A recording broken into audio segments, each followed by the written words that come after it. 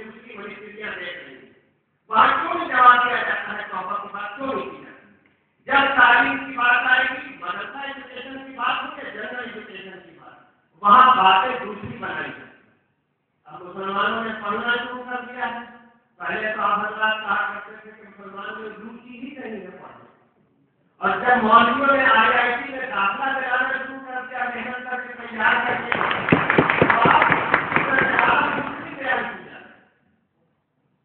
ये सही से कहा किसी तरह होना। और मैं ये महसूस करता हूं कि गवर्नमेंट ऑफ इंडिया जो डॉक्टर तस्लीम कर रही है माइनॉरिटी कंसंट्रेटेड डिस्ट्रिक्ट में, उसमें आप बहुत बड़े वकील हैं, आप जानते हैं, उसमें आपके डिपार्टमेंट ने कदमों चले हिंदुस्तान के कॉन्स्टिट्यूशन को रौंद डाला। आपकी मिनिस्ट्री ने यह कहा कि जो इदारे दस्तूर की दफा 30 के तहत चल रहे हैं उनको पैसे नहीं दिए जाएंगे। क्यों नहीं दिए जाएंगे? जबकि दस्तूर की दफा 30 में ये लिखा हुआ है कि इन इदारों को पैसा देने की शक्ल में कोई कमी बेशी नहीं की जाएगी। आप उसे याद रखते हैं। लेकिन एक इदारा आप हिंदुस्तान में बता दीजिए जो दस्तूर की दफा 30 के तहत चल रहा है, जिसका माइनॉरिटी स्टेटस है, एक इदारा बताइए जिसको आपके इस स्कीम के तहत बेनिफिट हुआ हो। मैं एक ही मिसाल चाहता हूँ, ज्यादा चाहिए। सूरत हाल सामने है और जिस तरह काम किया जा रहा है, मैं समझता हूँ बेशक आपने खास तवज्जो दी है स्कॉलरशिप स्कीम पर, उससे फायदा लोगों को हुआ है। लेकिन अभी जो मैंने प्रॉक्सी की थी बैठे बैठे कि जरा रिश्वत का रेशियो भी बयान कर दीजिए। वो रेशियो है, एक सर्टिफिकेट लेने के लिए किसी अफसर के यहाँ चले जाइए, अगर वो बहुत शरीफ, बहुत ईमानदार, बहुत ही लायक पायक अफसर होगा तो चलते हो जाएंगे, यार 500 तो रखो, ऐसी दिया, अरे 500 तो दे दो। एक दरखास्त देने के अंदर नहीं दी तो 1500 बदकिस्मती से अगर सारे ईमानदार मिल जाए तब 1500 से कम रिश्वत नहीं देनी पड़ती। और बता के फल से आपके डिपार्टमेंट के अफसरान की तरह के लोग अगर हो तो फिर 15,000 हो गए, 1500 कहना बहुत मुश्किल है। अगर आपको यकीन नहीं है, आप चलिए मेरे साथ, मतलब 32 दर्जन गवाहों को पेश कर सकता है।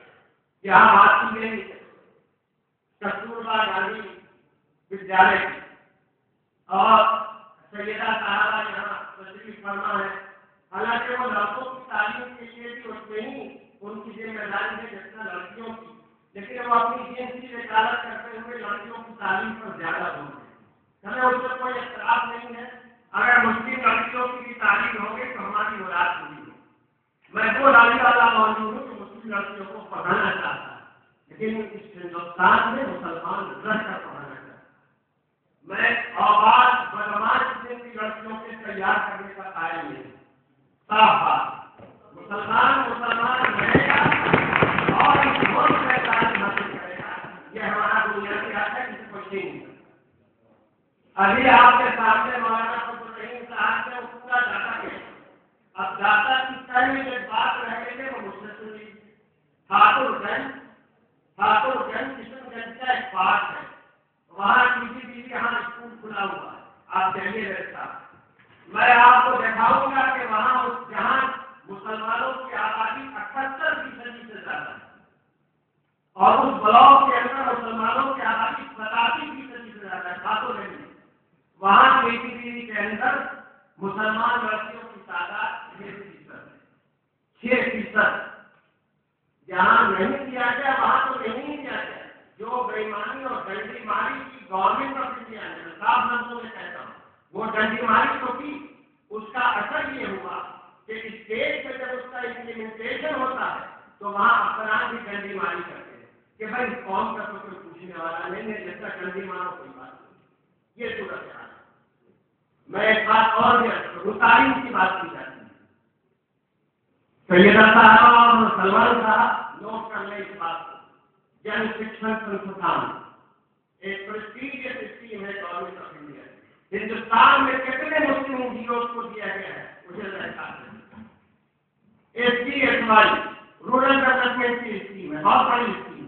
ये सलमान खुर्शीद साहब की जिम्मेदारी है कि वो जायजा ले चुके मिनिस्ट्री क्या है कि मैंने चीज को कितने SGSY स्कीम के तहत कितने एनजीओ की स्कीम दी है, नहीं दी है। और ये भी बात है अपनी जगह पर जिसे कहना पड़ेगा कि इस नहीं देने के अंदर सेंटर की भी कुछ है, चूक नहीं करनी। ये बरसों बरस से चल रहा है। जब मैंने अरविंद सिंह साहब के सामने करबला की तकरीर कर दी तो 2-4 मुसलमान एनजीओ को मिला हो, और फिर तो नए साहब सारे तकलीफ लाए माशाअल्लाह से कमाल कर दिया है, उनकी दिमाग भी कमजोर हो गया, उनकी समझ ही ना बात सूरत हाल यही नहीं। आप ये कहिए एरोगेंस की बात, हम लोग जमीन पर काम करते हैं, हम लोग देखते हैं कि किस तरह काम हो रहा है।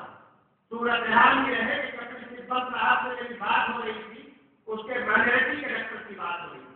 मैंने कहा कि कपिल सिब्बल साहब जामिया है, मिलिया है, इस्लामिया से मंजिला कारोबार है, इसके अकलियती कहते देने में क्या विश्वास है।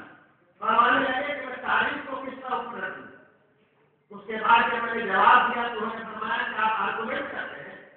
मैंने कहा कि अगर आप आर्गुमेंट से राजी हैं तो मैं उसके लिए तैयार हूँ, सजेशन चाहते हैं तो उसके लिए तैयार हूँ, कुछ और बात चाहते हैं तो उसके लिए तैयार हूँ, अगर लाख रुपये की जरूरत है तो उसके लिए। जब मिनिस्टर ऐसा बोलेगा तो हम जैसे आजाद हिंदुस्तान के आजाद से अभी चर्चा पकड़ेंगे। वो मौलाना फजल रहीम साहब भी कह रहे थे कि मैंने बड़े अदब के साथ कहा कि वो बड़े अल्लाह के बंदे सलमान खुर्शीद की गाड़ी का शीशा भी नहीं टूटा, काम कैसे बने? समझिए जब तक हकीका साहिबा सलमान खुर्शीद कपिल सिब्बल का सर न फटे उसकी भी गारंटी नहीं लेनी चाहिए, लेकिन कम से कम गाड़ी का शीशा का टूटेगा तब मेरे लोग लेने के मुसलमान लगा, वरना समझते हैं कि ये तो माशाअल्लाह इलेक्शन आएगा वोट मिलेगा। पूरा तैयार नहीं। और सलमान साहब जी क्या है, इनको फिक्र यह है कि इनका डिस्ट्रिक्ट और इनकी कंस्टिट्यूएंसी जब इसका रेट वाइटी कंसंट्रेटेड डिस्ट्रिक्ट में आबादी रेट 15% हो जाएगा तो इनकी कंस्टिट्यूएंसी भी आ जाएगी। अरे आपकी कंस्टिट्यूएंसी आ भी जाएगा, मेरी नहीं आएगी, आप इसके नाम रखें, मैं कुछ हिंदुस्तान का बात है, लेकिन आपकी अगर कंस्टिट्यूएंसी आ गई तो भी आप इस मिनिस्ट्री के जरिए से कोई फायदा अपनी कंस्टिट्यूएंसी को नहीं पहुंचा सकते। आप किसी मैनेज को एक पैसा नहीं करवा सकते, आप कसीरती तैयार नहीं, मदरसे के लिए पैसा देने के लिए वो तैयार नहीं, जबकि manage by government of Bihar के मदरसे हैं, पैसा नहीं दिया जाता, सूरत हाल नहीं। इसलिए मेरी अर्ज ये है कि आप खुद बताइए हम लोग किस जबान में हैं, क्या वो जबान मुनासिब है जिसका इजहार हसन लोगों पहले बनेगी? क्या आप ये चाहते हैं कि आपकी गाड़ी का शीशा फूटे तो आप कह सकें प्राइम मिनिस्टर से कि मुसलमान बहुत नाराज है? अगर आहिस्ते से कह दीजिए जोर से मुआवजा हो जाए, और अगर ये बात नहीं है तो फिर हम लोगों के लिए रास्ता क्या? अभी शाम को कॉमनवेल्थ वायलेंस के ऊपर गुफ्तगू होगी। यहाँ मैं सोच रहा हूँ कि आपका जो वक्त एक्ट बना है वही सितारा डिटेक्टिव है, बहुत अच्छा खासा। फिर उसके बाद राइट टू एजुकेशन एक्ट, जिस पर आप लोग कुछ बोलते नहीं, राइट टू एजुकेशन एक्ट का सीधा तर्जुमा मदरसे का बंद होगा, सीधा तर्जुमा। कानून मैंने भी पढ़ा है, कानून मैंने भी बनाया है, कानून को मैं समझता रहा हूँ और उसको एक्सप्लेन भी करता रहा। राइट टू एजुकेशन एक्ट का सीधा तर्जुमा मदरसे का बंद होना, और कपिल सिब्बल यही चाहते। उन्होंने मदरसा बोर्ड लाना चाहा था, उसमें नाकामी हुई, तो दरवाजे को उन्होंने दिल ला दिया। लोग बहुत खुश हैं कि माशाअल्लाह हर एक बच्चे को पढ़ने का हक हासिल हो गया। उन्वान बहुत शानदार है, उसके पीछे उसने मकरूह देखा, और उसके पीछे उसने मकरूह से नहीं। और हमारे जैसे लोग जानते हैं कि इस ऐप के पीछे क्या है। एक मदरसा ठीक है, 3 साल कुछ नहीं होगा, मैं जानता हूँ 5 साल कुछ नहीं होगा, लेकिन उसके बाद एक मदरसा, एक इंस्पेक्टर अगर चाहेगा खाने का, मदरसा बंद करना पड़ेगा। एक आइटम अगर एक तालीम दरखास्त दे देगा कि हमारा ये हक है कि हम तालीम हासिल करें, और तालीम क्या है تو کلیئر کیا ہوا کہ تعلیم وہ ہے جو تعلیم ہم پرسکرائب کریں. تو جب آپ تعلیم پرسکرائب کریں گے اس میں مجھے اطمینان ہے. ظاہر ہے کہ جاہلوں کی بات کہاں کریں گے آپ قرآن حدیث کی لاہور پڑھیں. آپ کو بات کریں گے ماحولیات کی، لاہوریات کی، نظریات کی، شرطیات کی. تو اس میں ہم تو نہیں آتے، مدرسے والے تو نہیں آتے. تو یہ ہے مدرسے کو بند کرنے کا بہترین ذریعہ. اور دوسری بات یہ ہے آرٹیکل 30 کے تحت کوئی اسکول ہم نہیں قائم کر سکیں گے. آپ گہری طرف سے جائزہ دے لیجیے. اسکول گرو کرتا ہے، پہلی جماعت، چوتھی جماعت، 10ویں جماعت، 12ویں جماعت، آہستہ آہستہ اسکول بڑھتا ہے. اگر ہم نے 6ویں جماعت تک کا اسکول کھولا کہ ہم آنے والے دنوں کے اندر اس کو 12ویں جماعت کریں گے، ایک ایجوکیشن کا سیکرٹری، ایک ایجوکیشن کا انسپیکٹر، ایک CEO اطمینان کے ساتھ انسپیکشن کرے گا اور اس ایکٹ کے تحت 1 لاکھ روپے کا جرمانہ ٹھوک دے گا کہ آپ کیوں کھولے ہوئے ہیں اسکول. یہ صورتحال ہے اقلیتوں کے معاملات کو بتایا. آپ حضرات جس طرح کام کرتے ہیں بے شک بڑا اونچا کام ہے، بڑا قیمتی کام ہے، لیکن میں بہت طرف سے عرض کروں گا بہار جیسے ڈیفیکلٹ اسٹیٹ کے اندر کہیں نہ کہیں میرا بھی ہاتھ رہا اور وہاں کے چیف منسٹروں کو میں انگلیوں میں جاتا رہا. اب انمپلائڈ مینجمنٹ کی طرح پٹنہ اور دلی چکر لگاتا رہتا ہوں. اس بات کی گنجائش نہیں رہنی چاہیے کہ ہمیں وہ کہنا پڑے اور وہ کرنا پڑے اور وہ بات وہ طریقہ اختیار کرنا پڑے جو طریقہ ہماری تحریر کے ہے. لیکن عملاً جو شکل جاری ہے اس میں اس کے علاوہ کوئی شکل نہیں ہے. منسٹری میں جس طرح کام ہوتا ہے، جہاں مدرسہ ایجوکیشن کی بات کی گئی، ST2M کی بات کی گئی، وہ اسی دماغ سے نکلی ہوئی اسکیم. ST2M کے سلسلے میں ہم نے پوری اسکیم بنا کر کے گورنمنٹ آف انڈیا سے منظور کرا کر ارجن سنگھ جی سے لانچ کروا دیا. کپل سبل صاحب نے آ کے اس کا دروازہ بند کر دیا. اب کیا رہتا تو روپیہ دیا جائے گا بلڈنگ کے لیے، روپیہ دیا جائے گا کمپیوٹر کے لیے، روپیہ دیا جائے گا اس کے لیے. کتنا روپیہ دیا گیا؟ بہار میں 0، جھارکھنڈ میں 0. کیا صاحب درخواستیں نہیں آتی. درخواستیں نہیں آتی ہیں، جھوٹ بات ہے. درخواستیں آتی ہیں، درخواستیں برباد کر دی جاتی ہیں. اور یہاں ایک صاحب بیٹھے ہوئے ہیں، ان کو جب میں نے یاد دلایا کہ صاحب مجھے بھی فلاں کمیٹی کا ممبر بنایا گیا تھا جنوری 2009 میں، آج تک کوئی میٹنگ اس کی نہیں ہوئی ہے کیا؟ تو انہوں نے فرمایا کہ ایسی کوئی کمیٹی نہیں بنے گی. بدقسمتی سے وہ کاغذ اس کو مل گیا ہے جس سے معلوم ہوا کہ وہ کمیٹی بنی تھی اور میں اس کا ممبر بھی تھا. آج تک میٹنگیں ہوتی ہو رہی ہیں، اس کو نہیں بنایا گیا. یہ صورتحال ہے کام کرنے کو.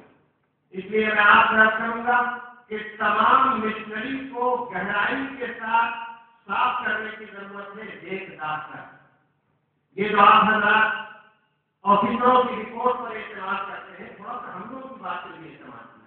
آپ نے بھی بیان کیا، آپ کے اخبارات کے اندر ہم نے پڑھا کہ ہم لوگوں نے 15% نشانہ رکھا ہے بینک سے لون کا اقلیتوں کے لیے، لیکن ہم 15% کو اچیو نہیں کر سکے، 12% اچیو کر سکتے. یہ آپ نے بیان کیا. کپل سبل صاحب نے بیان کیا 12.5% اچیو کر سکتے. ہم دونوں کی بات نہیں مانتے، لیکن ہندی زبان میں اس کا تنظیم وشیش بھی کرتے ہیں. پوزیشن یہ ہے کہ 12% کے اندر لگ بھگ 9.5% جینوں پر رقم دی گئی ہے. 1.5% تقریباً سکھوں کو دی گئی اور 1% سے مسلمان اور کرسچن ہے. یہ ہے تنظیم وشیش اس کا. اس لیے سلمان خورشید صاحب سچائی وہ نہیں ہے جو آپ کے سیکریٹری صاحبان کاغذ پر لکھ کر سامنے پیش کر دیا کرتے ہیں اور سرائٹ میں دکھایا کرتے ہیں. آپ کے لیے کس ڈپارٹمنٹ کی تفصیل میں حاضر ہوں آپ کو بتانے کے لیے صرف 2-3 باتیں ہیں، آپ اس کا جائزہ لیں گے. یہ کتنے مسلم NGOs کو دیا گیا، SDFI کتنے ہندوستان کے مسلم NGOs کو دیا گیا، کہاں کمی ہے کہاں کمی. یہ بات طے ہو جائے تو بہت آسان ہوتا تھا. اور آپ کے ڈپارٹمنٹ سے سلمان خورشید صاحب کے ڈپارٹمنٹ سے جو روپے کا بنٹوارا ہو رہا ہے مائنرٹی کنسنٹریٹڈ ڈسٹرکٹ ڈیولپمنٹ کے سلسلے میں، اس کی تفصیل ابھی آپ کے سامنے آ رہی. میں چاہتا ہوں کہ آپ اپنے ڈپارٹمنٹ میں بیٹھیں، 4-6 گھنٹہ وقت لگائیں اور اس کے بعد بات کھل کر سامنے آئے گی کہ غلطی کہاں ہے اور پانی کہاں مر رہا ہے. دیکھیے میرا احساس یہ ہے اور اس احساس میں پڑھے لکھے مسلمان بڑی تعداد میں شریک ہیں. ہمارا احساس یہ ہے کہ چاہے کتنے ہی صحیح سوچ ہو وزیر اعظم کی اور کتنی ہی اچھی سوچ ہو آپ کی، لیکن اس ملک میں مسلمانوں کو پیچھے رکھنے کے لیے منظم ذہن کام کر رہا ہے اور اس ذہن کو سمجھنے اور اس کا علاج کرنے کی ضرورت ہے. آپ کہتے ہیں کہ minority concentrated district development plan کا گائیڈ لائن دیا ہے انہوں نے پلاننگ کمیشن میں. پلاننگ کمیشن سے پوچھیے تو پلاننگ کمیشن کا جواب ملتا ہے کہ ہم نے کوئی گائیڈ لائن نہیں دیا. اور آپ کے ڈپارٹمنٹ سے جو گائیڈ لائن دیا گیا ہے اس سے مسلمانوں کو فائدہ نہیں ہونے والا ہے. یہ بہت صاف سی بات ہے. اور رہی بات ہے گائیڈ لائن کی کیا اہمیت ہے تو وہ مانیے گا میری بات کا. ایک گائیڈ لائن آپ کا HRD کا بھی وہاں صورت حال یہ ہے کہ گائیڈ لائن میں لکھا ہوا ہے کہ سب شکشا کے پیسے سے کسی بھی افسر کسی بھی میٹنگ کے خرچ کو برداشت نہیں کیا جائے گا. یعنی PA نہیں دیا جائے, 5 پتا چائے کا خرچ نہیں دیا جائے. صورت حال یہ ہے کنٹرولر اینڈ آڈیٹر جنرل کی رپورٹ یہ ہے کہ صرف ایک سال میں 99 کروڑ 88 لاکھ روپے PA پر خرچ ہوئے ہیں سب شکشا کی مدد. ایک بہار میں 379 کروڑ روپیہ اس طور سے خرچ ہوا ہے کہ ڈسٹرکٹ سے پیسے ڈسٹرکٹ سے یوٹیلائزیشن سرٹیفکیٹ پٹنہ نہیں پہنچا لیکن پٹنے سے یوٹیلائزیشن سرٹیفکیٹ دلی پہنچ چکا ہے. کیا یہ سرکاری مال کا درپیوگ نہیں ہے؟ اور اگر ہے تو مرکزی حکومت سے کیا کریں گے؟ بڑی بنوال نیچے سے اوپر تک بٹوارا ہو رہا ہے. مرکزی حکومت جانتی ہے کنٹرولر اینڈ آڈیٹر جنرل کا آبجیکشن موجود ہے لیکن ایک کام نہیں کیا گیا. کسی ایک افسر کو پکڑا نہیں گیا. 379 کروڑ کا معاملہ ہے. 99,88,000 روپیہ خرچ کیا گیا ہے ٹیے کے اوپر. یہ سب گائیڈ لائن کے خلاف ہو رہا ہے. لیکن جب اقلیتی صلاح کی وزارت کی گائیڈ لائن کی بات آتی ہے تو مجھے بتایا جاتا ہے کہ یہ انجیل مقدس کا چھٹا حصہ ہے. اب ظاہر ہے کہ فیصلہ آپ کیجیے کہ آپ کی وزارت کس طرح کام کر رہی ہے. آپ نے پچھلے اجلاس میں یہی کہا تھا کہ ہم کبھی سمپل آپ کے ساتھ بیٹھیں گے. ہم تو انتظار میں آگے کھولے ہوئے ہیں. دیکھیے کب موقع ملتا ہے اور کب 2 سمندر کے بیچ میں ہم کھڑے ہو کر کچھ سن سکیں گے کچھ بول سکیں گے. شکریہ.